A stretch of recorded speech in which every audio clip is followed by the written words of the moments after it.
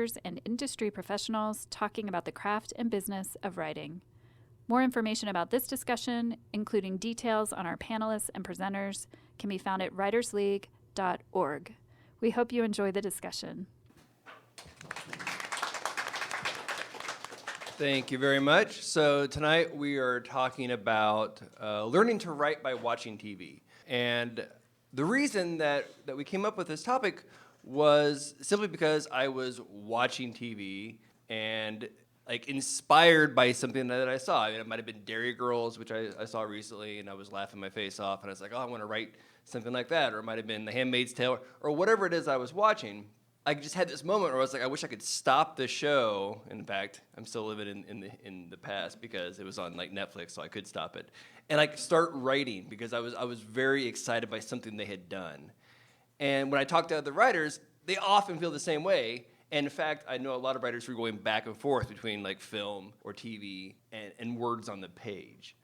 And so the idea that TV and film and books are separate entities. I mean, they are sort of literally, but they converge a lot. And so that's where this idea for this panel came from. I'm going to go ahead and introduce our brilliant panelists. I will say that our fourth panelist, Wendy Ahrens, was taking care of sick kids, and they thanked her by making her sick. So she cannot be here tonight. To my left, Samantha M Clark is the author of the middle grade novel, The Boy, the Boat, and the Beast, which just won a big award. In a past life, Samantha was a photojournalist and managing editor for newspapers and magazines.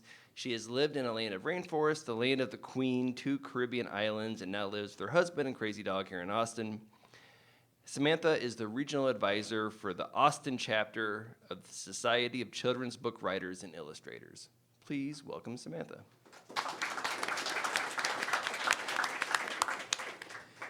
Eugene Fisher is a science fiction and fantasy author with an MFA from the Iowa Writers Workshop.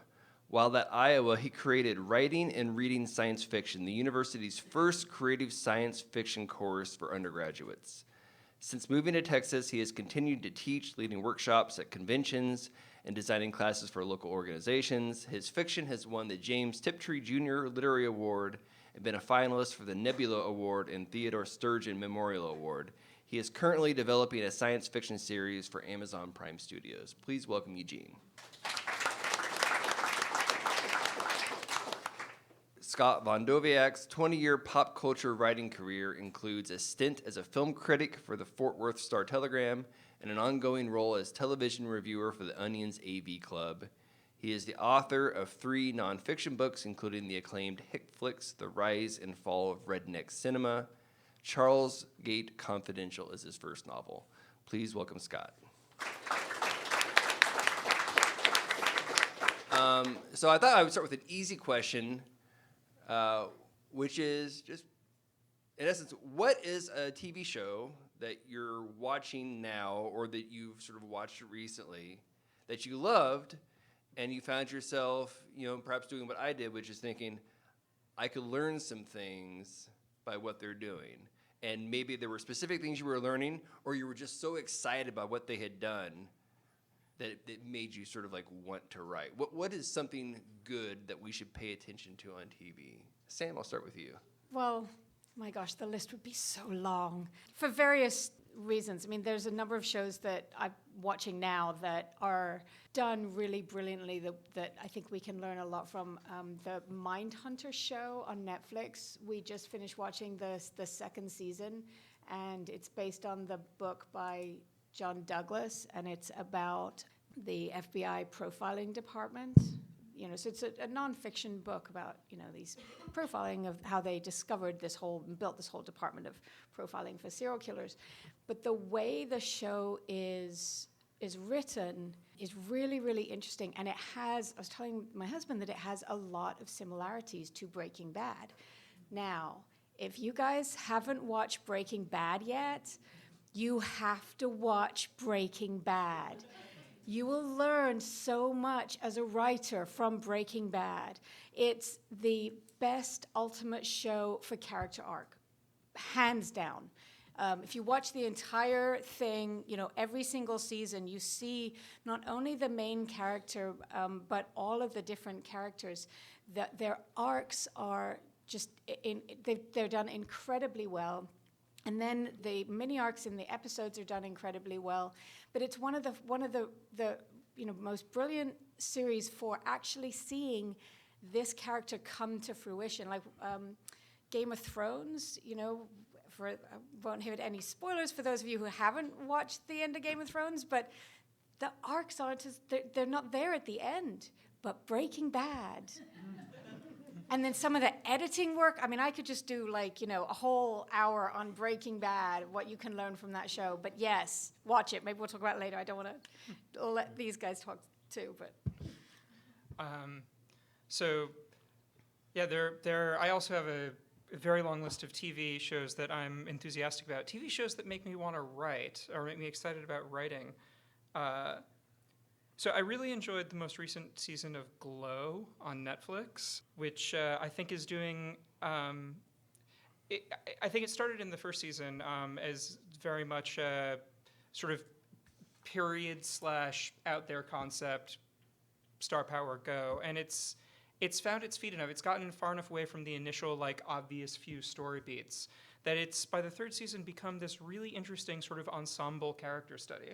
And I enjoyed that, not least because it's freed itself up to have big time jumps or drastically vary the scale of the narrative from one episode to another in ways that I found really exciting, largely because I just didn't know what was coming next, and I found that very pleasant. On the subject of Breaking Bad, I've also been really enjoying the Breaking Bad prequel, Better Call Saul. Oh, it's brilliant, yes. I think I might like it more than Breaking Bad. It's so good. And part of that is, I agree that Breaking Bad is tons of things you can learn as a writer from Breaking Bad, not least of which is if you've ever been confused about act structure, look at some Breaking Bad teleplays, which were all explicitly broken up into acts, and looking about how sort of the long versus short arcs of tension work within acts and across acts. Breaking Bad is an excellent thing for that. But with Better Call Saul, because we already know what the end point for these characters is, it's freed them up to do something, much slower and much closer to what you might see as the artistic project of a psychologically realist novel. It's such a deep character study. It's so about episode to episode, the minute gradations of these characters along their arc, in a way that Breaking Bad, with its broad gestures and its more propulsive criminality of the plot, you had these arcs, but it's so minutely detailed. Better Call Saul is that I think that's an excellent one as well. Absolutely agree. I'll second those as well. As far as something current, Lodge 49 is kind of obscure, I think, kind of a cult show, but it is really a character-based, almost, it seems at first if you were doing The Big Lebowski as a TV show, the lead character is kind of this laid-back surfer dude, but kind of directionless. He stumbles into this lodge, the Lynx Lodge, and meets all these other quirky characters. And it's really the kind of show where it's not like Breaking Bad or anything like that, because there is no propulsive plot. It's really a hanging out show, but there's this underlying mythology that starts to build throughout. They're looking for these scrolls, and it all could be nonsense, or there could be something to it. It's not quite clear. But it's not the most important thing. The most important thing is just watching these characters who are kind of, adrift economically, really don't have a lot going on in their lives aside from this lodge that they all congregate around, and seeing the ways they interact. So that would be my current choice. I want to talk about all these shows, and Scott, since you were just talking, I'll start with you. Now, I'm not familiar with this show, but the way that you describe it in terms of this not plot-driven, sort of directionless, with these quirky characters, I mean, in a way, it sounds almost like a sitcom in which there's no sort of overall plot throughout a season, but sort of the pleasure seems to be in hanging out with these characters that we find fascinating or that we enjoy. How does one do that? Because that's a great skill to learn in a novel as well, right? We want, because you're going to be spending, in this case, in your book, 350 pages with these characters. We need to enjoy. We don't have to like them, but we need to enjoy spending time with them, find them fascinating, which is what a show like that does. Like, it hangs its hat on you wanting to just tune in to like be with the characters. What are some of the things that show does? Well, I think this show. I mean, it's fairly new. It's just into the second season now. So I think with a lot of the kind of shows you're talking about, where we like to hang out with the characters. I mean, I guess something like Friends, which was not ever one of my favorites, but I know a lot of people love it. There was just an essay that went viral about how awful it was.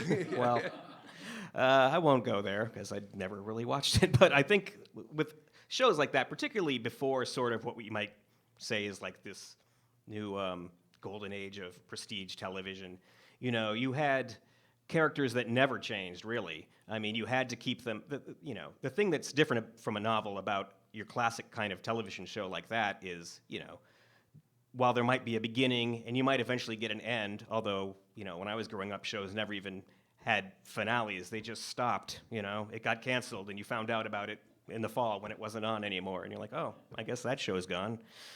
Those shows have to keep their characters in what they call the endless middle, so they can't really develop that much, and the lessons they learn will be forgotten the next week. And I run into this in my, I write TV recaps for the AV Club, and one of the shows is The Flash, like a superhero show.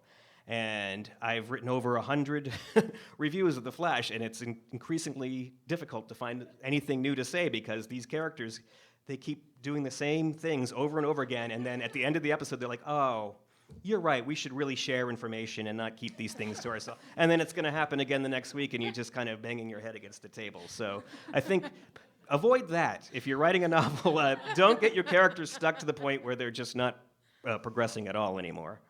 With Lodge 49, what makes the characters memorable or captivating? Is it back in the day, sitcoms used to have characters with catchphrases and things, and it's probably not that. But what is it that makes? Yeah. I mean, a lot of the credit, you can't give it all to the writer. I mean, the actors are all great, and I think they really make the characters their own. I think it makes them, there's been a lot of sort of anti-hero shows like the ones we were talking about earlier, and I think with Lodge 49, these are people you recognize. They're not, they don't have meth labs, but they seem like people that we would hang out with. So with the lead character of Dudley, although he at first just comes off as this kind of spaced out stoner guy, and he's funny in that way, you come to find out that there's this sort of yearning in him for something a little deeper, and that's kind of what's propelling him, as he's really the one trying to motivate these people who would rather just be sitting around the lodge like at Cheers and just hanging out there the whole time. So I think it's something that it's not just likability, but there's something in them that's driving them forward, and it's very identifiable. Eugene, you mentioned Better Call Saul, and one of the things that you said about it is because anybody who's watched Breaking Bad knows eventually what's going to happen, and so you said it allows for sort of a finer grained sort of character development. And that's certainly the case. Anybody who's written a novel, and especially a plot-driven novel, one of the tempting things to do is just have one thing happen after another, and sort of character development kind of goes out the window. And sometimes when you're reading thrillers that are not very good, you can just sort of skip forward because you're I just need to know what happens, and if I skip forward, I'm not going to really miss out on anything. And the opposite of that would be sort of the kind of character development you're talking about. What allows the show to do that? Is it something in terms of how they structure an episode, the sort of plot question or story question in an episode that allows for that character development, or what allows the writers or the actors to do sort of that smaller scale stuff?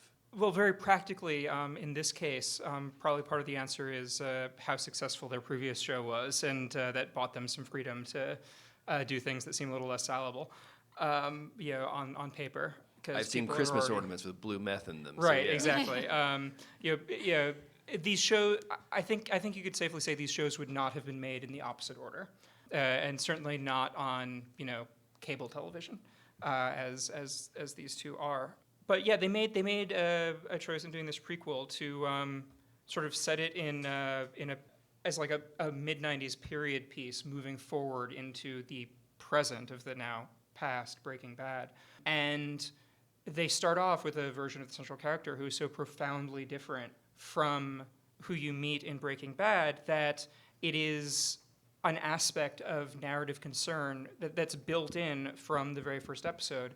How does this person become that person? And you don't get that when you're starting from scratch. Like you don't, if you don't know an endpoint already, that the sort of narrative tension that comes from, the sort of, actually to be fair, they did play with this in Breaking Bad, but the unit of composition was different. They did it on the normal unit of composition for television, which is the episode, where like the opening scene would be something from the end of the episode. And then, very frequently on Breaking Bad, you would see how did he get there, famously in the pilot, like in his underwear in the desert holding a gun, or like how did all of these dead bodies get in this place? Like they did that very frequently. Why is that floating in the pool?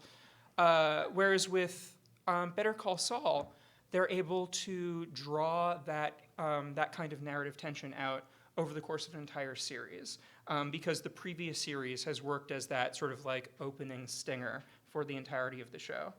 I think about units of composition a lot when I'm thinking about how television and prose fiction differ, because some of them match up and some of them don't have any good analogs. So like Scott was saying that it used to be the case that shows didn't have ends. They just ended when they stopped being profitable enough to be continued. The unit of composition historically in television has been the episode with perhaps a subunit of the scene. And for most history of television, like the arc of a season wasn't a thing that anyone thought about. Started being a little bit in the 90s. Like it is increasingly, but is still significantly less than the episode or the scene, like treated as a unit of composition in the writing. The first time I ever saw The Wire, I remember being blown away because the units of composition were the scene and the season, and the episode basically isn't one. Like the episode breaks are almost arbitrary, and I'd never seen anything like that before. Whereas in prose fiction, the closest analogy would be like the whole novel or the whole story, which is most analogous to like a whole season of television. But the smaller units of composition are so much different. It's usually the paragraph and the sentence. Like what a chapter is can vary wildly. There can be huge formal experimentation in like the sort of middle scale structure of prose fiction. And there isn't really a television analog to a paragraph or a sentence in that same way. So like at the broad scale, you can make these comparisons across the medium, but like at the finer grain scale, they sort of diverge into their own beasts. On the chapter idea, like one of the things that I love to do, and I love reading it in books too, is where you have this chapter, and I do think that you could make that analogy between the chapter and the episode. And you have that chapter where it's got its arc, it's got its little story that then is part of the bigger story for the season. And then right at the end, it just takes this, 90-degree turn. And that, launches you into, you got to wait for the next week and, come back or, flip to the next episode if you're watching on Netflix. But and so a lot of the times we do that, with books. There's a lot of books that do that. At the end of the chapter, you've got this chapter and you're going along. There's like this deliberate pacing. And then right at the end, you've got this couple of lines that takes it in this other direction. It's like, whoa, I didn't know that was coming. And then you stop.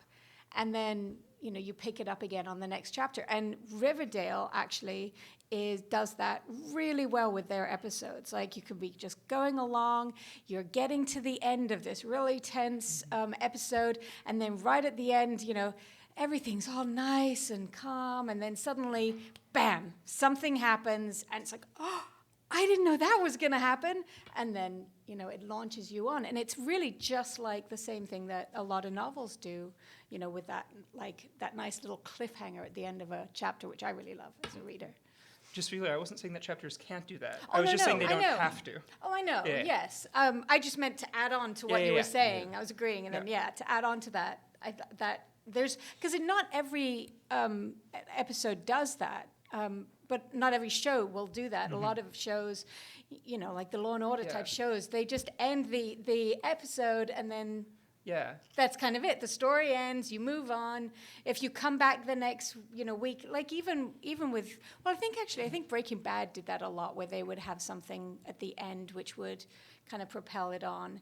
But there aren't a lot of shows that do that. But I'm starting to kind of see it more and more now, where you get to the end of this episode and there's just this tiny little bit that takes you in this new direction. Yeah. Which is fun. I mean, this makes me think about, the Game of Thrones and how that was adapted to the screen. Because, like, in those books, each chapter, like, it does that. Like, he very much builds up cliffhanger endings for the end of a chapter. But it doesn't lead you into the next chapter, because each chapter is from the perspective of a single different character. And in that sense, they're more like the scenes in the show, where, like, a character will have a scene. Yeah. But the sort of basic rhetorical move of, this particular narrative is intended to be sort of like plot-driven and propulsive, like having a major section break happen on a point of strong dramatic tension is sort of this generally applicable tool. Yeah, definitely. Sam, I want to come back to something you said about Breaking Bad, about the character development. Like, there are iconic images of Walter White, and there could, in fact, be multiple iconic images. So, like, there's the image that you mentioned earlier, Eugene, of, like, him standing in the desert in his underwear with a gun. There's also, like, the image of him with his hat. And you can do this with, like, lots of great characters and lots of great shows. Certainly, I mean, you mentioned The Big Lebowski. Like, it's sort of like they're meme-worthy images, right? I mean, I just saw one the other day of, like, the side characters who were, like, polishing their bowling balls, which is super funny. And you can learn so much about the characters just by that image. And that seems to be something that shows and film do really, really well, sort of out of necessity, because it's built out of images. But it's something that fiction and nonfiction writers ought to do, because it makes your prose so much more memorable, right? To have, like, those iconic images. Is there a way that writers can build those in the same kinds of ways that screenwriters and filmmakers and television directors can do that, or are they just totally separate and you have to find your own way? Well, I don't actually, funnily enough, put a lot of description of any of my characters in any of my books in writing. I don't really know why, but I just don't. I let the reader decide kind of really what they look like. Unless it somehow pertains to the story, I don't put descriptions in. And so, I mean, for me, I don't know, I wouldn't really do that, but maybe I should be. But I think that you can really do that in a different way with prose. For us, I think the iconic parts are more with setting, which we are going to describe much more, and with setting, because, I mean, with TV and film, sure, there are set pieces that we're going to remember. I mean, we're all going to remember the big eye in Lord of the Rings. We remember what that looks like, but with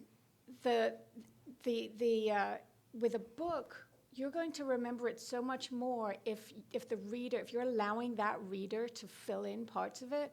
You're giving them just these strong, really intimate details of a specific setting or a character, if there's something that's very unique. But you're allowing that reader to fill in those missing parts. Then I think that's when it really will become very much more iconic for the reader. But then it's much more on a personal scale than it is, with TV. And that's one of the wonderful things. That's why so many books are being, adapted to TV shows and movies, because you do have this much more personal relationship with a prose story than you do with a TV show or a film, because you're seeing everything. You can still get that emotional feeling from it, but everything's put out there for you. But with prose, it's a relationship between the writer and the reader. Both of you are participating in this story. So I think that, that would be it. I think, to make those iconic things, it would be really just focusing on very, very small, significant details, but then leaving the reader to fill in the rest. Does that make sense? That makes sense. Yeah. What do you guys Scott, go ahead. Yeah, Take no, it I away. was I totally agree with that. I do the same thing. I don't really describe my characters unless there's something you really need to know. I mean, there are writers who are more visual than others. My book is very sort of dialogue driven, and I don't really, I can't spend 3 pages describing a room, because when I read a book like that, I just, yeah, okay, I get to the next thing. But so it's just different tools that you use. I mean, you can do things with that you can't. You have a narrative voice in your book that is always hard to translate to film.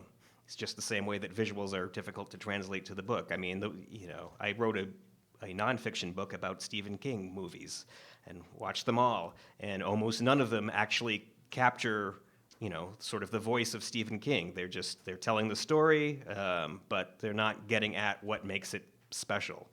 So I think, while it's all storytelling, there are certain tools in your bag that you have with a visual medium, and you don't necessarily have with prose, and it goes both ways, I think. Yeah, I agree. I think that the observation about the narrative voice, being something that is, something you have in prose fiction that you just can't directly adapt to a visual medium is a good one. My initial inclination, just to the specific question you asked, is just sort of flatly answer no. You can't do that the same way in fiction. And listening to this, I think my answer now is no with an asterisk. So I can think of examples, written fiction, that have produced visually iconic things, but through an adaptation of a thematic aesthetic into a visual aesthetic. The starkest example that comes to my mind is cyberpunk fiction.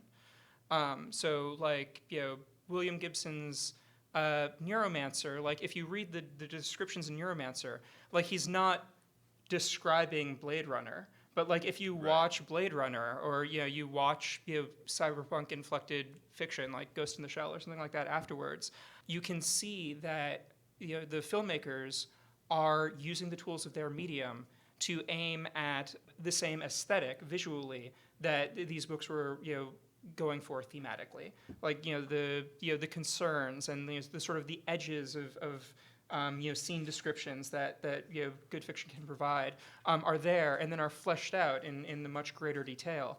And when when you have something sort of as new and fresh as the sort of tonal aesthetic that cyberpunk had when it first appeared, adapting that, you can get something as sort of iconically unique and lasting as cyberpunk. But that does seem to be kind of a special case to me, and for the most part, personally, teaching fiction writing, I've far more often seen cases where trying to use the tools of visual storytelling hurts fiction than helps it.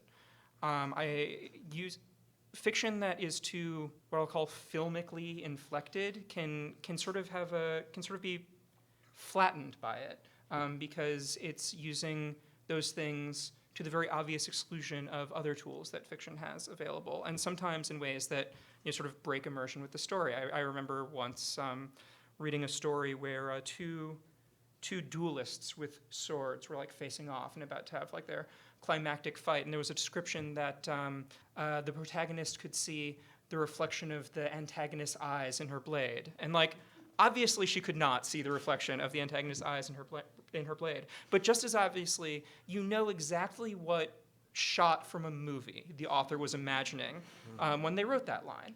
And this often comes up in scene transitions. It's very obvious when an author's scene transitions are overly influenced by the editing techniques of cinema and television. You sometimes get the sort of zoom in on an object and then zoom back out, only now it's 10 years earlier, and I was at that same table with a water bottle when Dad walked out, and all of those fiction that restricts itself to these tools rather than using free and direct discourse and the tonality of the narrative voice and all of the things that you have access to on the page that you don't have access to on the screen, things that restrict themselves just to having on the screen, is sort of the reading equivalent of a bad adaptation of your favorite book. Well, it can it seems like it can go the opposite direction too. Scott, you mentioned narrative voice. Sometimes it seems like when films or TV shows use what's the narration when the narrator is speaking. Yeah, voiceover. Voiceover. Voiceovers, yeah. It's usually when it doesn't work, which is most of the time. It seems like they're trying to capture like that narrative voice that was so wonderful in the written piece, but it doesn't quite. Yeah, it's very hard to pull that off. You know, I mean, I guess he mentioned Blade Runner, and that's a famous example of where they had added. I guess the suits looked at the movie and didn't know what was going on, so they brought in Harrison Ford to do some narration, and he sounds bored out of his mind, and nothing he's saying makes any sense or you care about. But hey, now we have a narration. But yeah. So you mentioned dialogue earlier, and that seems to be like the one sort of narrative tool that translates most easily. But of course, like I would imagine they're used differently because like dialogue is kind of like the primary tool of filmmaking and TV in addition to like visuals. I mean, like when you convey information, you convey it through dialogue. But of course, on the page, there's so many other ways to convey information. Does dialogue? What should writers like fiction or nonfiction borrow from dialogue in TV, and what maybe should they not borrow? Well, I guess they should not borrow the.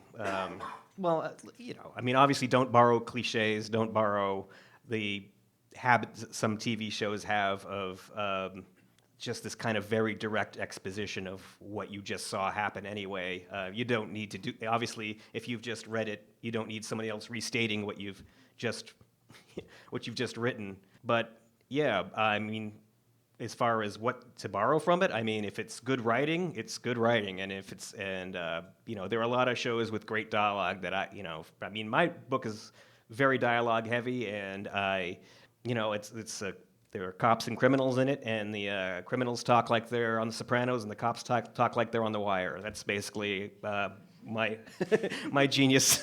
But you know, I mean, just you get a rhythm, I guess, is what it really amounts to. This kind of a rhythm, and then there's some, you know, I guess slang that you pick up, and you know, like I may not know how cops really talk. I didn't go on any ride-alongs with police officers while I was writing it, but you know, I know how they talk on The Wire, and it sounds good to me, and I pick up a few phrases here and there and stuff like that. So I like rhythm, and you know, I mean, for me, humor is very important too, and kind of a way of saying something without just coming out directly and saying it. Like The Sopranos was always good with that, you know. Someone, you know, Tony's telling someone he has to go whack some guy, but he's not going to say that.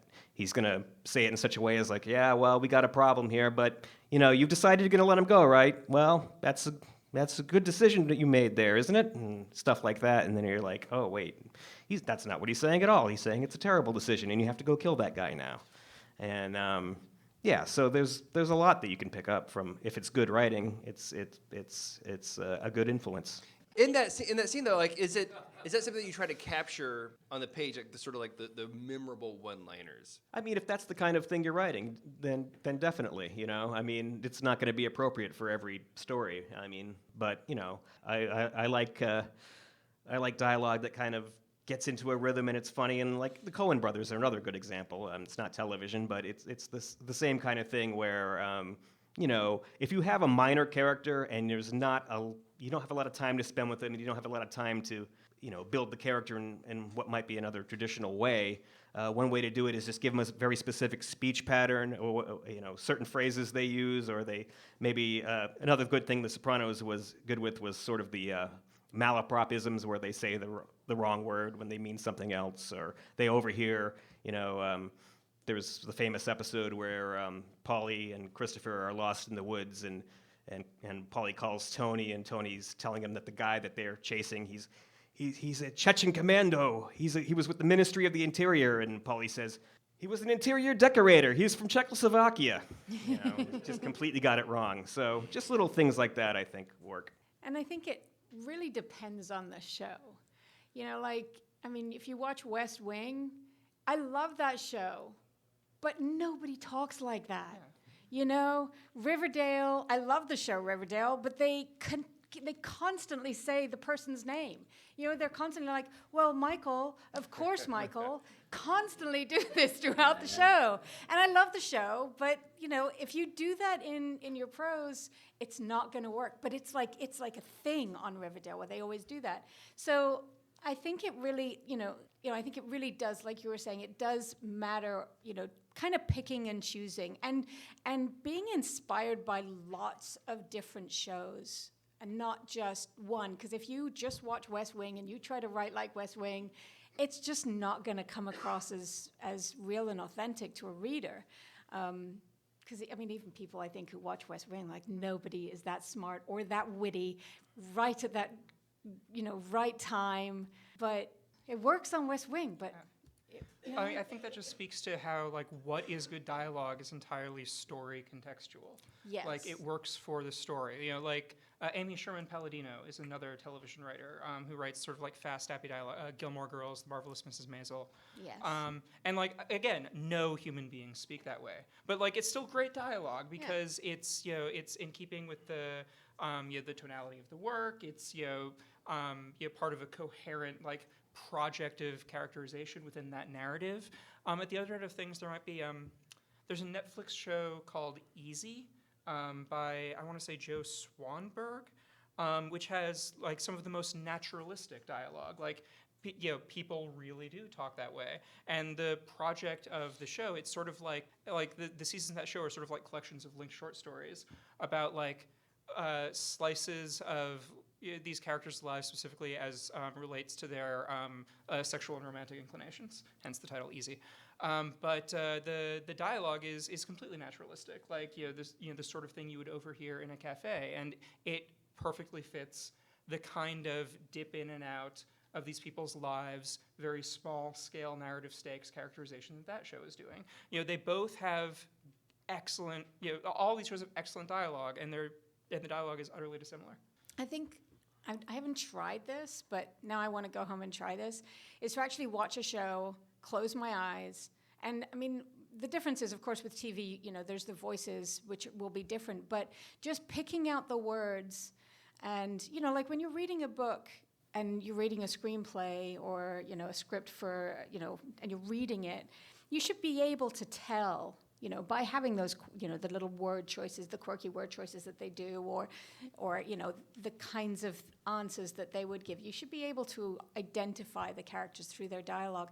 But I think it would be really interesting now to try that on a TV show. Close your eyes, listen to it, and see if you can figure out, who's speaking, and just by the words that they're using, not so much the voice. I'll have to try that and see if it works. Reading television scripts is also really great, by the way. It is, yeah. It's a very different reading experience from reading a book, but you can learn a lot by having a show that you love and then seeing like how was that made on the page so it could then be made on the screen. I just recently showed with my kids, we watched a movie that had Christopher Walken in it, and very quickly my 8-year-old or my 10-year-old was like, he talks funny. And I was like, yeah. That's what he is. But it's the pleasure of watching anything with him in it is the delivery of the line, which is sort of the opposite of like reading the script, right? Because it's so much. Good actors can take sort of like mediocre material and make it great, and sort of conversely, bad actors can make great material not so great. Is there anything that writers for the page can learn by watching really great actors with their work in terms of voice or in terms of like the body language that they use? Obviously like Tony Soprano used a lot of body language because he was such a big man, and a big, Gandolfino was such a big actor that he could use that. Is there things that writers can use on the page? The tendency in dialogue is to be like, he said, she said, he exclaimed, he said, looking, that kind of thing. Are there things that we can learn?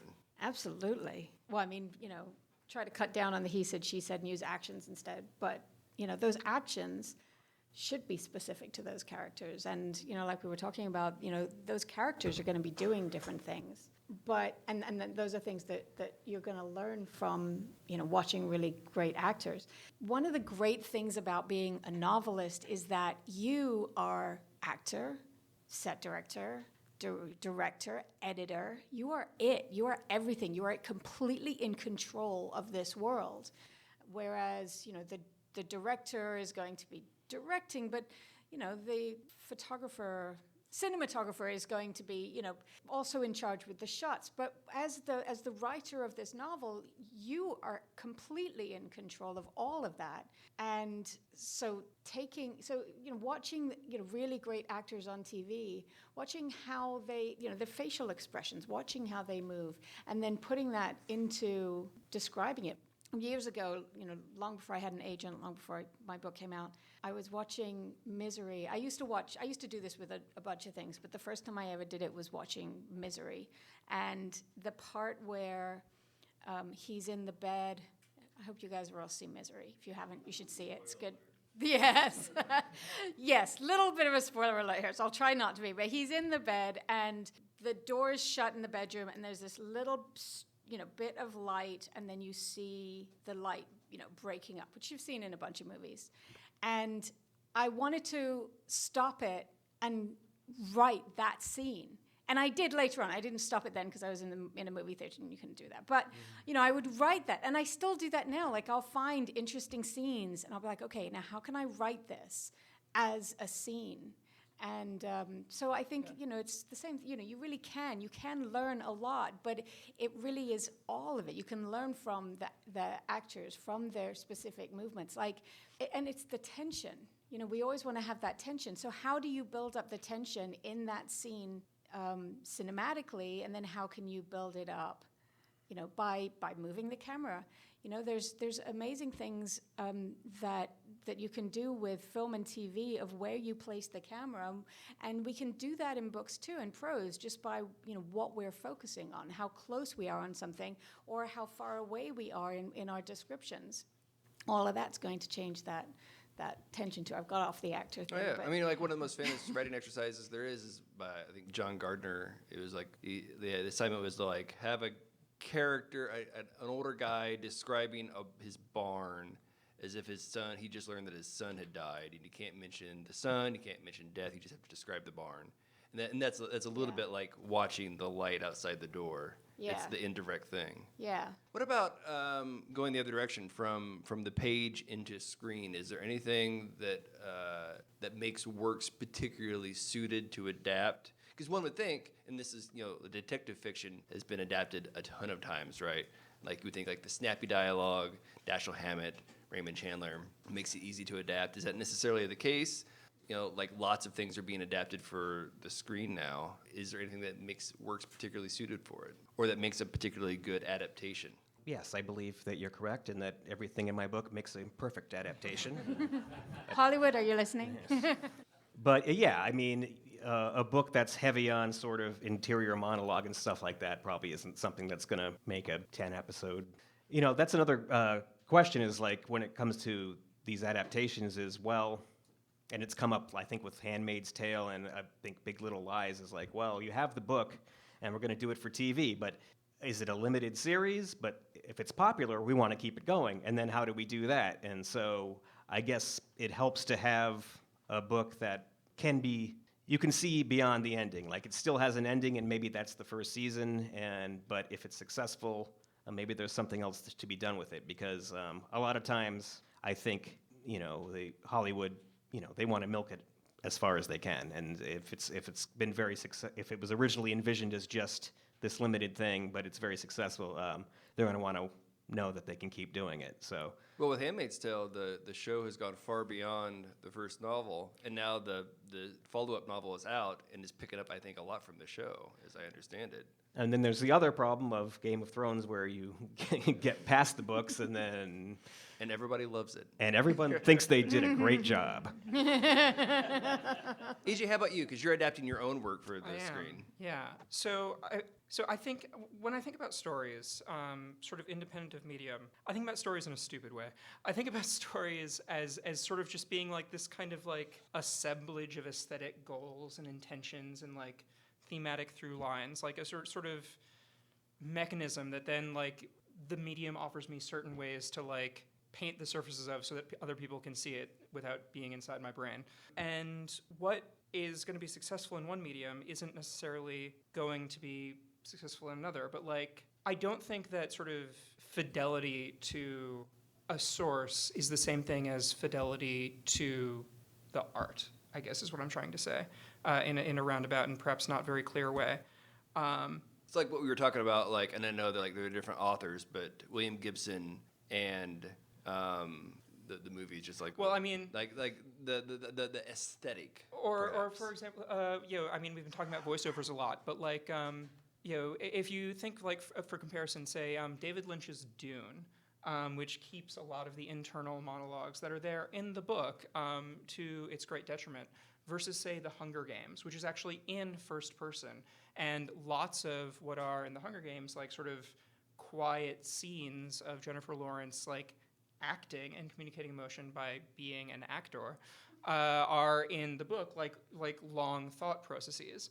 And it would be a significantly worse movie if like those were voiceover long thought processes. Like I actually think that's a case where the movie adaptation improved the work because I think some of the prose stuff was still finding its feet in the first book there, and by just being able to cut huge amounts of it out and let someone act it, it made the story tighter and better.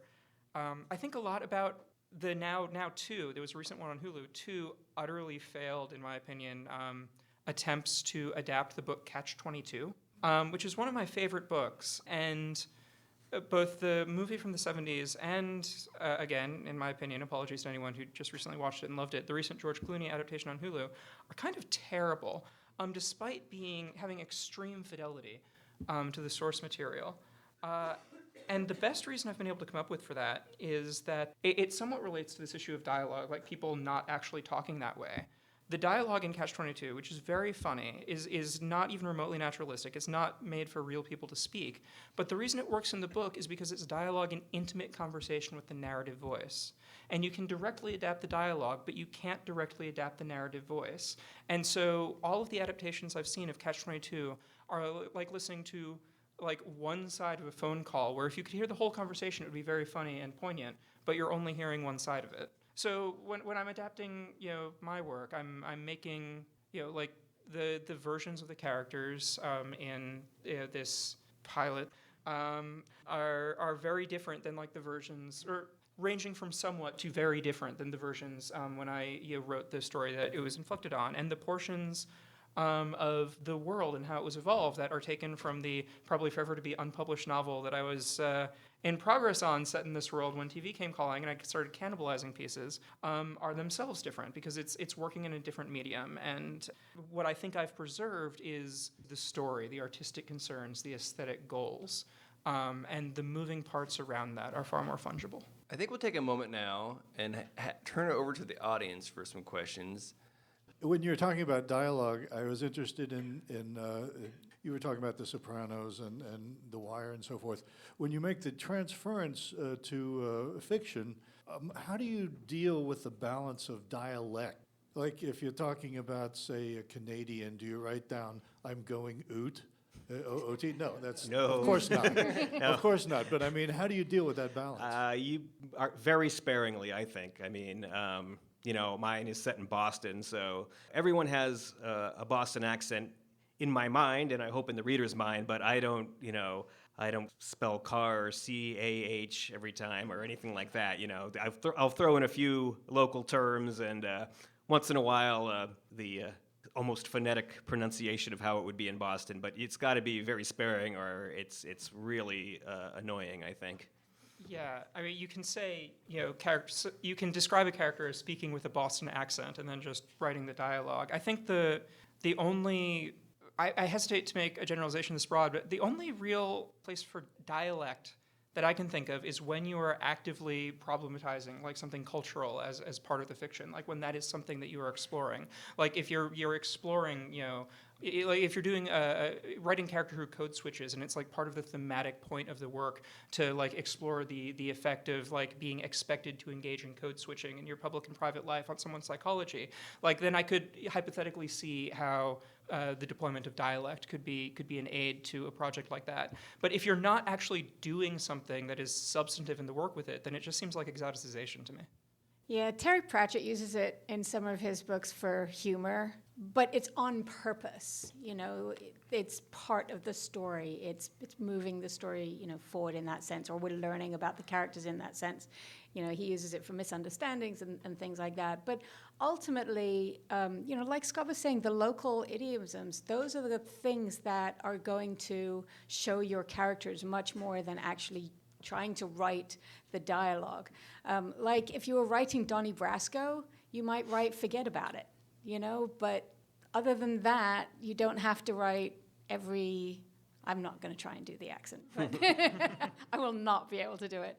But you wouldn't have the way he would talk, but you would have forget about it, and you'd understand what that was coming from just those local things. Build on that, the idea of both in a written and in visual media, the characters create their own sort of shared language that's really within that story, and that's sort of part of that, what draws the reader in, that you get to be, it doesn't make sense to you until you're part of that world. And so that a word or a phrase or even an object has this kind of metaphorical resonance that builds as the characters build in their arc. And I think that's like, when that's done well, one of the things I've been hooked on is Korean soap operas for the last 10 years or so as a study. But they really do that. There's always a conversation. They'll even do a flashback to the conversation later in that episode. So it has become now a memory that these two characters share. And there'll be like a snow globe or some object that is their metaphor for their emotions. And just when is it too much? It's like, and it's also, in the genre, how to use it within the genre so that it doesn't seem artificial. That would certainly seem to be something that both science fiction and fantasy do, because there's a language that's particular to a world, and in crime fiction, certainly that's also the case as well, because like certain sort of subgroups have their own language that's not shared by the general population. How do you go about using those things? I have to confess to not being entirely clear on whether we're talking about like sort of invented or subcultural language, or whether we're talking about like something being freighted, like mundane language that is freighted with metaphorical symbolism for a specific story. I was not clear. Either. Okay. I think it's like you said, they have this shared language, and the more you have these characters being consistent and growing in the way that they should throughout a story, you are going to have that shared language. And now over a soap opera, this is, seasons upon seasons upon seasons with these characters. And, James Bond and Felix can have that same kind of language. They've been together for a really long time. But so I think that it really does come down to building that relationship, and I think that language will come into that, like you were saying, with the soap operas. Yeah. So we like to end panels on a final question, which is, what are y'all working on now? What should we be looking for from you in the near to or distant future? Sam? I have another book Thing coming out, but hasn't been announced yet, so shh. But yes, something else is coming out, something else is on sub, and So we should anticipate good news. We should. And I'm working on another YA. I've got a YA that's out on sub now, and I'm working on another YA and constantly working on more and more stories. Eugene? Well, this TV thing, which statistically speaking, probably none of you will ever get to see, but Not true. other than that, I'm writing a very strange and potentially completely unsalable story about Betty Boop, in which I love it she already. starts off as a dog in New Orleans in 1929, and goes to Hollywood and has surgery to become a human woman. And it's basically exploring, it's using the sort of like madcap fluidity of physical reality in the era of early animation to draw a contrast in a world where reality can be very fluid, but sort of social mores and expectations are still quite rigid. Just another dog turning into Betty Yeah, Boop story. I what can I say? I'm a hack. Well, this is embarrassing. I'm actually working on the same idea. It's not about the idea, it's the execution. That's right. I have something I wish I could announce because it really ties in nicely with this whole idea that we're doing tonight, but I More can't yet. good So news. More good news. More to good anticipate. news. But I'm also working on another crime novel. This one is set in Austin, featuring places you will recognize. Please give our panelists a warm round of applause. This has been the Writers League of Texas podcast.